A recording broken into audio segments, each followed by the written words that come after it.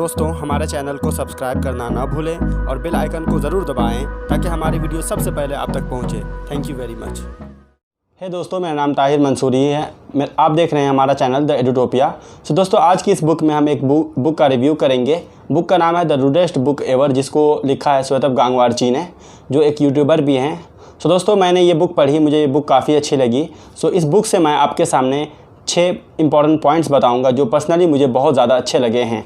सो आप इन पॉइंट्स को सुनकर आप जज कर सकते हैं बुक को कि आपको पढ़ना चाहिए या नहीं।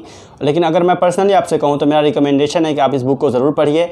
स्पेशली अगर आप कॉलेज में हैं या आप एचएस की पढ़ाई कर रहे हैं तो आपको इस बुक को ज़रूर पढ़ना चाहिए। आपको बहुत सारी चीज़ें सीखने को मिलेगी और श्वेतब गांगवार जी का इस पर रिसर्च काफ़ी अच्छा रहा है। सो आपको इससे बहुत फ़ायदा मिलेगा। सो दोस्तों, इस बुक का जो सबसे पहला पॉइंट जो मुझे बहुत अच्छा लगा, किताब की बिगिनिंग में ही कहा गया है, एक हम लोगों के बीच में समझ लीजिए एक तहलका मचा सकता है। ये सोचिए कि यू आर अ प्रोडक्ट। हम अपने आप को पता नहीं क्या क्या सोचते हैं अपने नार्सिसिस्टिक वे में, लेकिन दरअसल हम सिर्फ़ और सिर्फ एक प्रोडक्ट हैं।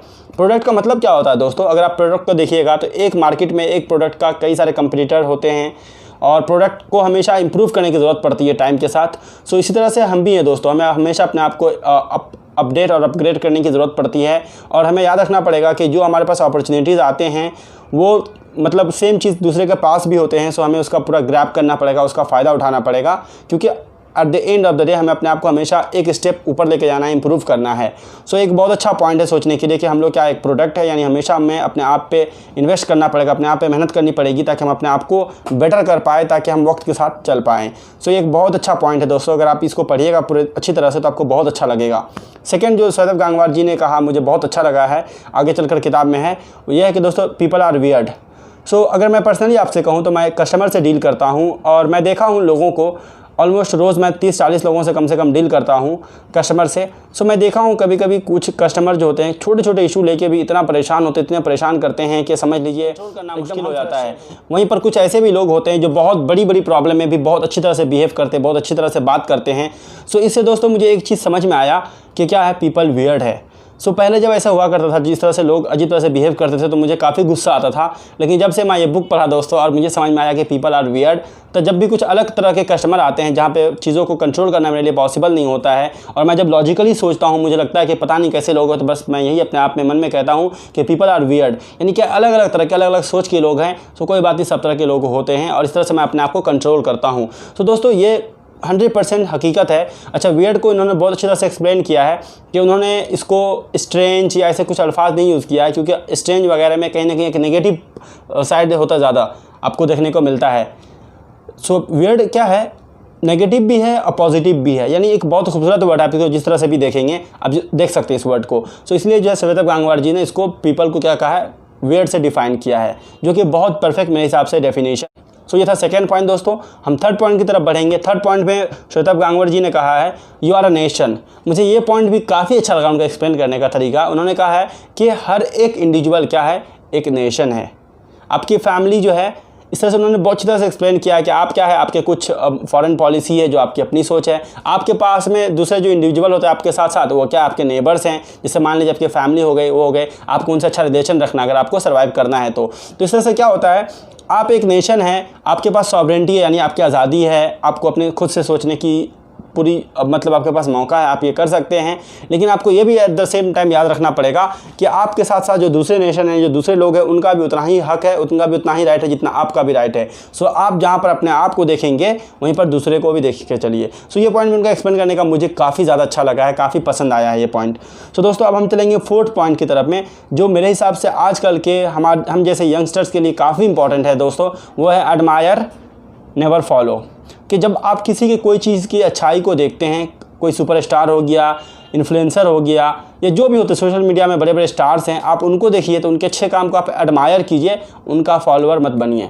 सो मैं देखता हूँ बहुत सारे लोगों को दोस्तों, मैं एक ऐसी जगह से बिलोंग करता हूँ जो मतलब आप मैं कह सकता हूँ बस्ती एरिया है, जहाँ पर ज़्यादा मिडिल क्लास फैमिली रहते हैं। ये लोग अपनी लाइफ को नहीं एंजॉय करते हैं, अपने माँ बाप के जो बर्थडे आते हैं उसको नहीं एंजॉय करते हैं, लेकिन सलमान खान हो गए या पता नहीं कौन कौन है, पता नहीं वो लोग केक काटेंगे, सब कुछ लेके आ जाते हैं। सो मुझे ये बहुत अजीब लगा है कि क्या है, लोग इतने ज़्यादा पागल हो जाते हैं। और तो और दोस्तों, मैं एक बार मूवी देखने गया था तो वहाँ पर सलमान खान शाहरुख खान का फ़ैन में झगड़ा हो गया था। फाइनली वो लोग हॉल में मारपीट करने लगे थे और फाइनली पुलिस आ गई थी। सो आप समझ सकते हैं कि लोग कितना मतलब पागल हो जाते हैं फॉलोअर बन के। सो हमें किसी की अच्छाई को क्या करना है, एडमायर करना है, क्योंकि अगर किसी इंसान में अच्छाई होती है तो उसके साथ साथ उसमें बुराई भी होती है।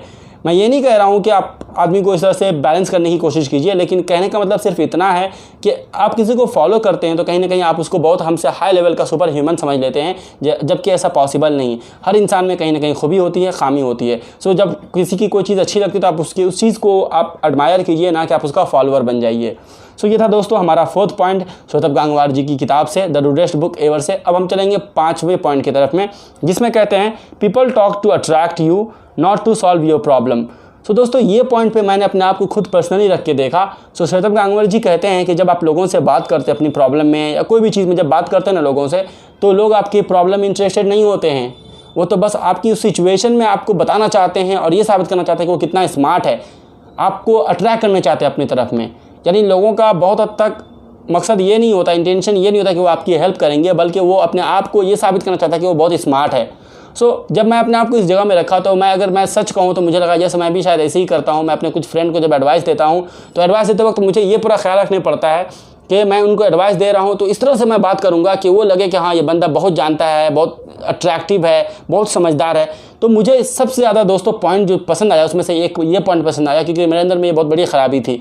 सो दोस्तों उसके बाद से मैं अपने आप को बदलने लगा हूँ। जब मेरे पास कोई चीज़ की एडवाइस के लिए, कोई बात के लिए आता है तो मैं अपने आप को उससे दूर रख कर अल्ट्रुइस्टिक होकर जो है मैं उसको एडवाइस देने की कोशिश करता हूँ। सो दोस्तों ये था 5th पॉइंट। अब हम चलेंगे लास्ट पॉइंट की तरफ में, जिसमें श्वेतब गांगवार जी कहते हैं emphasise on data not on feelings. So ये एक बहुत अच्छा पॉइंट है मेरे हिसाब से, हम लोगों के लिए ये भी बहुत अच्छा पॉइंट है। सो हम लोगों को क्या फीलिंग के बेसिस पे जज करते हैं। कोई हम लोगों को अच्छा लग जाता है या अच्छी लग जाती है, बस हम उसकी तारीफ़ में पुल पान देते हैं, समझते हैं कि उससे अच्छा कोई है ही नहीं। और वो जो हमें सिग्नल देते हैं और इंटरपर्सनल या इंट्रापर्सनल जो हम लोगों को जो वो सिग्नल देता है हम उसको इग्नोर करते हैं। सो श्वेतब गांगवार जी को कहना है कि आप लोगों के जो मतलब फीलिंग्स होते हैं, आपकी जो फीलिंग्स है लोगों के बारे में, जो वो कहते हैं आप उसको शायद कर दीजिए। आपको उनके बारे में डेटा क्या कलेक्ट होता है, आप डेटा कलेक्ट करने की कोशिश कीजिए और उसके बेसिस पे जो आप उसके बारे में एक जजमेंट बनाइए। तो फिर जो आपका जजमेंट आएगा ना वो एकदम परफेक्ट आएगा, क्योंकि इमोशनली हम अक्सर जो है चीज़ों को हम गलत ही कर देते हैं। इमोशनली कोई चीज़ को या तो हम डाउनग्रेड कर देते हैं या बहुत ज़्यादा अपग्रेड कर देते हैं। तो इस तरह से जो दोस्तों आप ये 6 पॉइंट को देख सकते हैं। मैं एक बार शॉर्ट में रिपीट करूंगा क्या क्या मैं इस बुक से सीखा हूँ। नंबर 1 क्या है कि लोग क्या है, प्रोडक्ट हैं, और प्रोडक्ट में जब आप प्रोडक्ट हैं तो आपको हमेशा कोशिश करनी है कि आप बेस्ट प्रोडक्ट बन के उभरिए। 2 में उन्होंने कहा है कि पीपल आर वियर्ड, पीपल अलग अलग तरह के होते हैं, सो आप इतना परेशान होने की ज़रूरत नहीं है, सब अलग अलग इंसान अलग अलग सोच के हामिल हैं। और 3rd में उन्होंने कहा कि यू आर अ नेशन, आप एक आज़ाद कंट्री हैं, आपको अपने हिसाब से अपनी ज़िंदगी गुजारने का पूरा हक है। कॉन्स्टिट्यूशन और फॉरेन पॉलिसी सब अपने हिसाब से बना सकते हैं, अपनी लाइफ बना सकते हैं। आपके पेरेंट्स भी एक लिमिट में ही आपको दखल दे सकते हैं। 4th पॉइंट में उन्होंने कहा है कि आप क्या है, जो आप बहुत अच्छा कर रहे हैं आप उनको एडमायर कीजिए, लेकिन उनका फॉलोअर मत बन जाइए। और 5th में उन्होंने कहा है दोस्तों कि पीपल क्या आपसे जब बात करते हैं आपकी प्रॉब्लम को सॉल्व करने के लिए अक्सर बात नहीं करते हैं, बल्कि आपको अपने तरफ अट्रैक्ट करने के लिए बात करते हैं। और जो 6ठा पॉइंट और लास्ट पॉइंट जो दोस्तों उन्होंने कहा है वो ये कहा है कि लोगों का आप डेटा के बेसिस पे जज कीजिए, ना कि फीलिंग के बेसिस पे जज कीजिए। सो दोस्तों अगर आप इन 6 पॉइंट्स को फॉलो करेंगे तो अपने लाइफ में आप बहुत कामयाब होंगे, मुझे पूरा यकीन है। सो दोस्तों ये समरी यहीं पे ख़त्म होती है। आप अपना फीलिंग बता सकते हैं, फीडबैक दे सकते हैं। दोस्तों क्या क्या मेरी खामी है आप इस वीडियो में ज़रूर बताइएगा नीचे कमेंट करके, और वीडियो को लाइक और सब्सक्राइब करना भी मत भूलिएगा।